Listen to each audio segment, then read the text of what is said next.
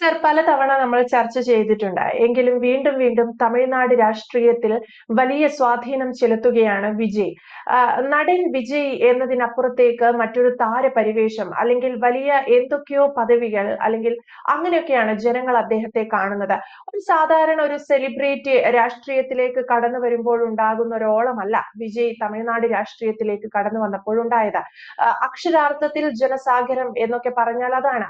ഇപ്പൊ ഇതാ വിജയ്ക്കെതിരെ കേസ് പോലും ആ പാർട്ടിക്കെതിരെ കേസ് പോലും എടുത്തിട്ടുണ്ട് പോലീസ്.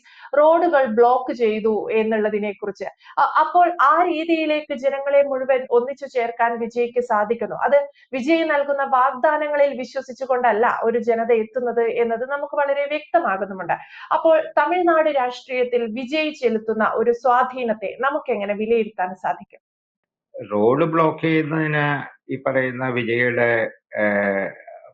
എത്രയാണ് 1,00,000-ഓളം വരുന്ന ആരാധക വൃന്ദത്തിന്റെ ഒന്നും ആവശ്യമില്ല. 4 പേരുണ്ടെങ്കിലും നമുക്ക് റോഡ് ബ്ലോക്ക് ചെയ്യാം. നമ്മൾ കേരളത്തിൽ അങ്ങനെ പലപ്പോഴും കണ്ടിട്ടുണ്ട്. കണ്ണൂരിലെ റോഡിന്റെ സൈഡിൽ ഇതാണ് പന്തൽ കെട്ടിയതിന്റെ ഒരു കേസ് കഴിഞ്ഞ ദിവസം ഹൈക്കോടതിയിൽ ചർച്ചയ്ക്ക് എടുത്തിട്ടുണ്ടായിരുന്നു. അപ്പൊ അതൊരു വിഷയമല്ല. പിന്നെ അതുപോലെ വിജയിയെ കാണാനായിട്ട് ആളുകൾ വരുന്നത്, നമ്മളതിന്റെ പൊളിറ്റിക്സ് ആണ് നോക്കുന്നത്.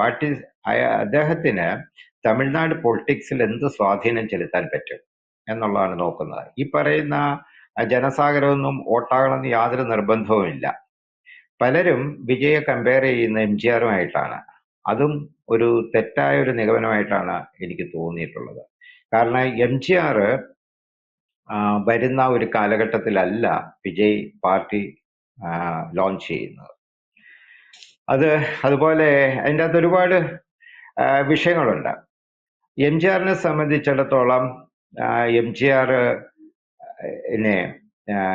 രാഷ്ട്രീയത്തിലേക്ക് വരാൻ ആഗ്രഹിച്ച ഒരാളായിരുന്നില്ല.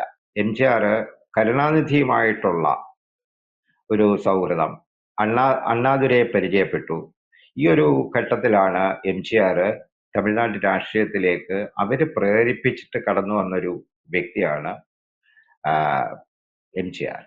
DMK എന്ന് പറയുന്ന പാർട്ടി, ആ പാർട്ടിയുടെ ഒരു പ്രചാരകന്റെ റോളിലായിരുന്നു എംജിആർ ആദ്യം വരുന്നത്. അതിന് കരുണാനിധി ധാരാളം തിരക്കഥകൾ എഴുതി, പാട്ടുകൾ എഴുതി ഒക്കെയാണ് എംജിആറിനെ കൊണ്ട് അഭിനയിപ്പിച്ച് ഈ DMK എന്ന് പറയുന്ന പാർട്ടിയുടെ കാതൽ ജനങ്ങളിൽ ഉറപ്പിക്കാനായിട്ട് അവർ സിനിമ ഉപയോഗിച്ചു എന്നുള്ളത് വാസ്തവമാണ്. പിന്നീട് 1967 അണ്ണാദുരയുടെ മരണശേഷം ഇദ്ദേഹം DMK പാർട്ടിയുടെ ദ്രാവിഡ മുന്നേറ്റ കഴകത്തിന്റെ ട്രഷററായിട്ടാണ് എംജിആർ വരുന്നത്. അപ്പം ചാർജ് എടുത്തു. അതുവരെ അദ്ദേഹം പാർട്ടി അനുഭാവി, ഒരു പാർട്ടി മെമ്പർ എന്നൊക്കെ ഉള്ള നിലയിലാണ് പൊയ്ക്കൊണ്ടിരുന്നത്. അപ്പൊ അതിനുശേഷം കരുണാനിധിയുമായിട്ട് ഒരു തെറ്റലുണ്ടായി. കാരണം എന്ന് പറഞ്ഞു കഴിഞ്ഞാൽ അപ്പോൾ DMK ആണ് ഭരണത്തില്. കോൺഗ്രസ് ഭരണമൊക്കെ ഏതാണ്ട് അവസാനിപ്പിച്ചിട്ട് DMK ഭരണത്തിൽ വന്നു കഴിഞ്ഞപ്പോൾ കാണുന്ന ഒരു കാഴ്ച എന്ന് പറയുന്ന അഴിമതി.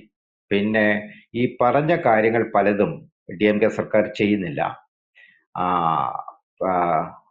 വലിയ തോതിലുള്ള സാമ്പത്തിക തിരിമറികൾ, അതായത് പാർട്ടിക്കകത്തും പിന്നീട് രാഷ്ട്രീയക്കാർക്കും ഇത് കണ്ട അതിനെയൊക്കെയാണ് MG രാമചന്ദ്രൻ എതിർത്തു. ആ എതിർപ്പ് DMK കരുണാനിധിയും ഇദ്ദേഹവും തമ്മിലുള്ള ഒരു വിടവ് സൃഷ്ടിക്കുകയും ഇദ്ദേഹത്തിനെ DMKയിൽ നിന്ന് പുറത്താക്കുകയും ചെയ്തു. പുറത്താക്കുകയും കൂടെ ചെയ്തു കഴിഞ്ഞപ്പോൾ ഇന്ദിരാഗാന്ധിയുടെ പിന്തുണയോട് കൂടിയാണ് AIADMK, അന്നേരത്തേക്ക് കോൺഗ്രസ് ഏതാണ്ട് അവിടെ നശിക്കാൻ തുടങ്ങിയിരുന്നു.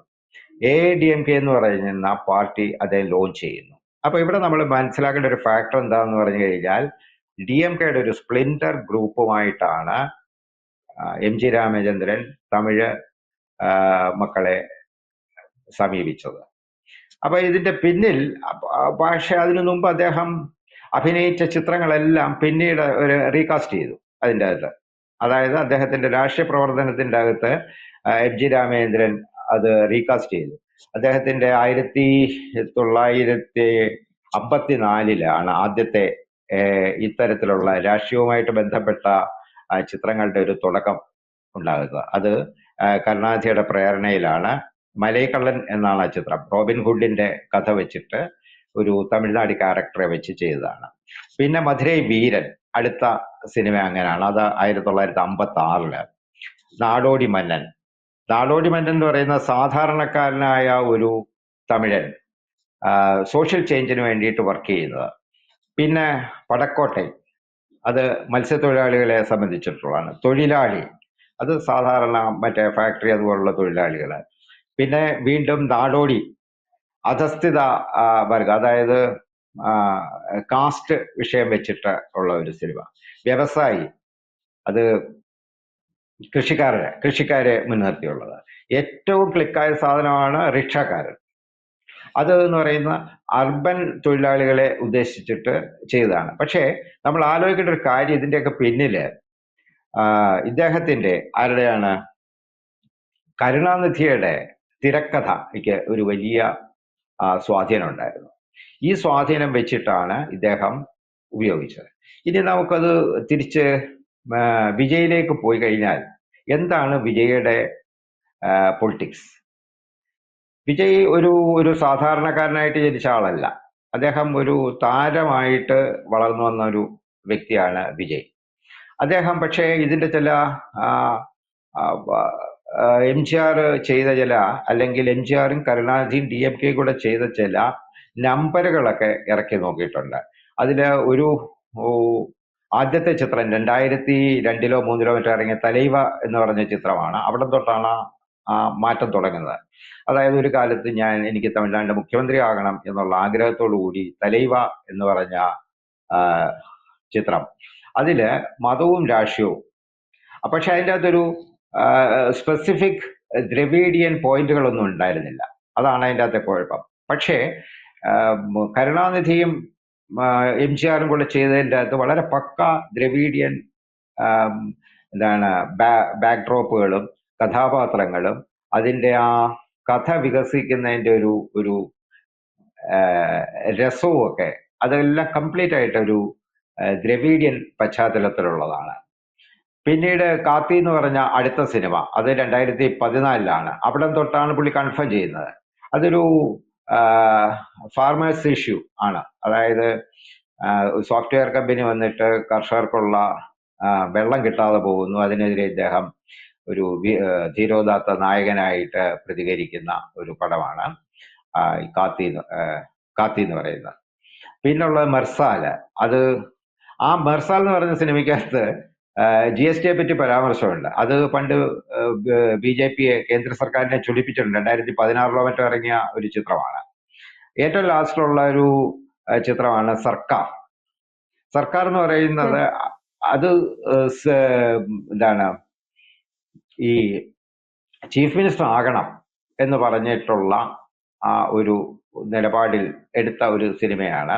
അതിനുശേഷം അദ്ദേഹം എടുത്ത കാറിന്റെ നമ്പർ തന്നെ എത്രയാണ്, TN ഫാൻസോ 2026 മറ്റോ ആണ് അദ്ദേഹത്തിന്റെ കാറിന്റെ നമ്പർ. ഈ മെർസാൽ എന്ന് പറയുന്ന ഡോക്ടർമാരുടെ ഇഷ്യൂ ആണ്. അതായത് ഈ മെഡിക്കൽ പ്രൊഫഷനിലുള്ള അൺഎത്തിക്സും അവിടുത്തെ കോസ്റ്റും ഒക്കെ കൂടെ കാണിച്ചുകൊണ്ട് കാര്യങ്ങളൊക്കെ കൊള്ളാം. പക്ഷേ ഇവയ്ക്കൊക്കെ DMK ചെയ്തതുപോലെ തമിഴ് മക്കളുമായിട്ട് ഐക്യപ്പെടാനുള്ള എലമെന്റുകളൊക്കെ വളരെ കുറവാണ് എന്നുള്ളതാണ് നമ്മളിപ്പോ കാണുന്നത് ഈ സിനിമകൾ വെച്ചിട്ട്. അപ്പം സ്വാഭാവികമായിട്ട് സംഭവിക്കുന്നത് എന്താണെന്ന് ചോദിച്ചു കഴിഞ്ഞാൽ, ഈ പറയുന്ന ആഘോഷമൊക്കെ, ഈ ആഘോഷത്തിന്റെയൊക്കെ പൈസ ഇല്ലാതെ ഈ ആഘോഷങ്ങളൊന്നും നടക്കത്തില്ല. പൈസ ഇറക്കാൻ അദ്ദേഹത്തിന് കഴിയും. അദ്ദേഹം പൈസ ഇറക്കുന്നുണ്ട്. പൈസ ഇറക്കുമ്പോൾ ഈ ഫാൻസ് ആണ്. MGRനുണ്ടായിരുന്ന ഫാൻസ് എന്ന് പറയുന്നത് വെറും ഫാൻസ് മാത്രമായിരുന്നില്ല, അവര് പൊളിറ്റിക്കൽ പേഴ്സൺസ് കൂടിയായിരുന്നു. അതുകൊണ്ടാണ് MGRനെ സംബന്ധിച്ചിടത്തോളം അദ്ദേഹത്തിന്റെ സിനിമാ പെർസോണ അവര് വളരെ ഭംഗിയായിട്ട് അക്സെപ്റ്റ് ചെയ്യുകയും ഏതാണ്ട് വർഷങ്ങളോളം, 10 വർഷമോ 20 വർഷമോ അല്ല, 1950 തൊട്ട് 77 വരെയുള്ള കാലഘട്ടങ്ങളിൽ, അതായത് 27 കൊല്ലം MGRനെ നിരീക്ഷിച്ചതിന് ശേഷമാണ് ഓൾ ഇന്ത്യ അണ്ണാ DMKക്ക് ഈ മാൻഡേറ്റ് തമിഴ് ജനത കൊടുക്കുന്നത്. 77 തൊട്ട് 87 വരെ അദ്ദേഹം തമിഴ്നാടിന്റെ മുഖ്യമന്ത്രിയായിട്ടിരിക്കുകയും ചെയ്തു. അപ്പൊ ഇനിയും വരുന്ന ഒരു വിഷയം എന്താണെന്ന് പറഞ്ഞു കഴിഞ്ഞാൽ, ഈ വിജയെ സംബന്ധിച്ചിടത്തോളം പലരും പ്രവചിക്കുന്നത് പോലെ ഈ ആൾക്കൂട്ടം അദ്ദേഹത്തിനെ മുഖ്യമന്ത്രി പദത്തിൽ എത്തിക്കും എന്ന് എനിക്ക് വിശ്വാസമില്ല. രണ്ടാമത്തെ ഒരു പ്രശ്നം എന്ന് പറയുന്നത് ഇദ്ദേഹം മധുര കേന്ദ്രമാക്കി ആ ബെൽറ്റിലാണ് ഇദ്ദേഹത്തിന്റെ ഫോക്കസ് മുഴുവൻ. അതുകൊണ്ട് ഡി എം കെക്ക് പരോക്ഷമായിട്ടൊരു ഗുണം വരാൻ ഉണ്ടാവും, സാധ്യതയുണ്ട്. കാരണം അഴഗിരിയാണ് മധുരയുടെ ഒരു തലൈവൻ. അഴഗിരി എന്ന് പറയുന്ന സ്റ്റാലിന്റെ ചേട്ടനാണ്. അപ്പം അവര് തമ്മിൽ ഉടക്കി നിൽക്കുന്ന കക്ഷികളുമാണ്. ഈ വിജയയുടെ ഇൻട്രഡക്ഷൻ എന്ന് പറയുന്നത് സ്വാഭാവികമായിട്ടും അഴഗിരിയും ഡി എം കെയും തമ്മിലുള്ള ഒരു യോജിപ്പിനുള്ള ഒരു സാധ്യത ഉണ്ടാകും. പിന്നീട് നമുക്ക് ചിന്തിക്കാവുന്ന ഒരു വിഷയം എന്ന് പറയുന്നത് വിജയയുടെ പാർട്ടി വോട്ട് സ്പ്ലിറ്റ് ചെയ്ത് മാറ്റുകയാണെങ്കിൽ ബി ജെ പി ഭരണത്തിൽ എന്നല്ല, ബി ജെ പിക്ക് കുറച്ചധികം സീറ്റുകൾ കിട്ടേക്കാൻ സാധ്യതയുണ്ടെന്ന്. പക്ഷെ അക്കാര്യത്തിൽ എനിക്ക് സംശയമുണ്ട്. കാരണം എങ്ങനെയാണെന്ന് ചോദിച്ചു കഴിഞ്ഞാൽ ഈ തമിഴ് പൊളിറ്റിക്സിനെ പറ്റി തമിഴ്നാട് ബി ജെ പി കൊടുക്കുന്ന ഇൻപുട്ടുകളൊന്നും കറക്റ്റ് ആണെന്ന് തോന്നുന്നില്ല. 2018 വരെ കേരളത്തിലെ ബി ജെ പിക്കാർ കേന്ദ്ര ബി ജെ പിക്ക് കൊടുത്തിരുന്ന ഇൻപുട്ട് പോലെ തന്നെ തെറ്റിദ്ധാരണാജനകമായ ഇൻപുട്ടുകളായിരിക്കും തമിഴ്നാട്ടിൽ നിന്ന് കൊടുക്കുന്നത്. അതുകൊണ്ടാണ് മറ്റേ ഇദ്ദേഹത്തിന് നേരത്തെ ഇരുന്ന ബി ജെ പി പ്രസിഡന്റ് ഉണ്ടല്ലോ, അദ്ദേഹത്തിന്റെ പേര്, അദ്ദേഹത്തിന് വേണ്ടത്ര രീതിയിൽ അദ്ദേഹം ഒരു കാസ്റ്റ് ഇഷ്യൂ വെച്ച് കളിച്ചെങ്കിൽ പോലും വേണ്ടത്ര രീതിയിൽ മുന്നോട്ട് പോകാൻ പറ്റാതെ പോയതിന്റെ കാര്യം ഈ ഡി എം കെയുടെ ഗ്രാസ് റൂട്ട് ലെവലിലുള്ള പിടിയാണ്. അതായത് കേരളത്തിൽ സി പി എമ്മിനുള്ളതുപോലുള്ള ഒരു സ്വാധീനമാണ് തമിഴ്നാട്ടിൽ ഡി എം കെക്കുള്ളത്. എ ഡി എം കെക്ക് കോൺഗ്രസിന്റെ പോലുള്ള സ്വാധീനമായിരുന്നു കേരളത്തിലെ കോൺഗ്രസ് പോലുള്ള സ്വാധീനമാണ് ഉണ്ടായിരുന്നത്. രണ്ടിടത്തും കോൺഗ്രസും എ ഡി എം കെയും പൊട്ടിപ്പാളീസായിട്ട് നിൽക്കുകയാണ്. അതിനിടയ്ക്ക് ഈ സാധ്യത എന്ന് പറയുന്ന സങ്കല്പത്തിലും ഭാവനയിലും മാത്രം നിലനിൽക്കാനുള്ള ഒരു സാധ്യത മാത്രമായിട്ടാണ് തോന്നുന്നത്. 2026 ഇലക്ഷനിലും സ്വാഭാവികമായിട്ടും ഡി എം കെ ഭരണത്തിൽ വരാനാണ് സാധ്യത, ഭൂരിപക്ഷം കുറയാനിടയുണ്ട്. എന്തായാലും അശോക് സാർ സൂചിപ്പിച്ചതുപോലെ വിജയുടെ ചില സിനിമകൾ എടുത്തു നോക്കിയാൽ അദ്ദേഹം തന്റെ രാഷ്ട്രീയം എന്ത് എന്നുള്ളത് വ്യക്തമായി പറയാൻ ശ്രമിച്ചിട്ടുണ്ട്. ഒപ്പം 2026 എന്ന് പറഞ്ഞിരിക്കുന്ന സിനിമകളിൽ ഉടനീളം പറഞ്ഞിരിക്കുന്നത് പോലെ തന്റെ കാറിന്റെ നമ്പർ വരെ അദ്ദേഹം അങ്ങനെ എഴുതി ചേർത്തിട്ടുണ്ട്. 2026 വിജയ് തമിഴ്നാട് രാഷ്ട്രീയത്തിൽ ഏതൊക്കെ രീതിയിൽ പ്രതിഫലനം ഉണ്ടാക്കും എന്നുള്ളതൊക്കെ കണ്ടറിയേണ്ടതാണ്. പക്ഷെ ഇത്രയേറെ ആളുകൾ വിജയെ കാണാൻ എത്തുന്നത് അതൊക്കെ വിജയ്ക്ക് വോട്ടാക്കി മാറ്റാൻ സാധിക്കുമോ എന്നതും കണ്ടറിയേണ്ടതാണ്. വ്യക്തമാണ്. Thank you Ashok sir.